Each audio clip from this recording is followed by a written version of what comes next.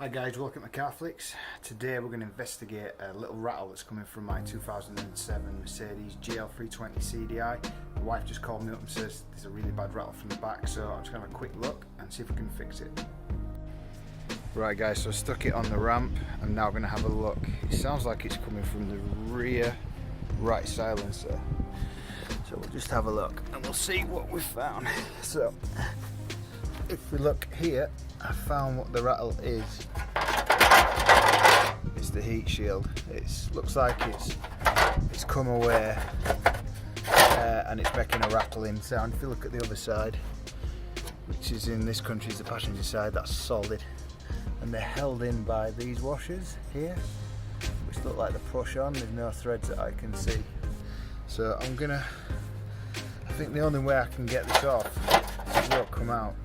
I'm going to have to take it off its mounts. So what I'm going to do, I'm going to undo these bolts here, which is for one of the exhaust hangers. And if we come around the other side, you can see, but there's some more there. I decided it was going to be easier to just undo the bolts. So the two 13mm each side, so 4 in total. So I'm going to stick a jack under the exhaust for support, and then I'm going to undo these bolts. So these two bolts came off no problem,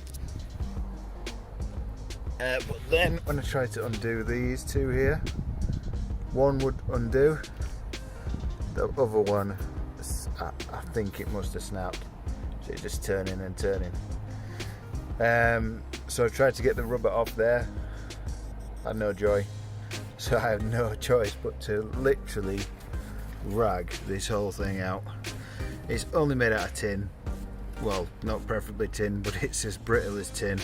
So what I had to do was, there's a gap just here, is manhandle it and bend it over to this direction here, and then kind of pulled it out this way, twisting it, and then it came out in one piece. But as you can see, what's happened is it looks like aluminium, and it just seems to have oxidized somehow and it's perished. So those are the 4 holes, and I will be ordering a new one from Mercedes, and I'll show you how to fit that on a later video. But this was just a temporary fix just to stop the rattling. It's no major issue, so when I get round to it I will replace this part. But if you want to stop your rattling straight away, just manhandle it and pull it out. Anyway, thanks for watching, and I'll see you on the next one. Hi guys, I hope you found this video helpful. Don't forget to like and subscribe just here and here. See you on the next one. Bye.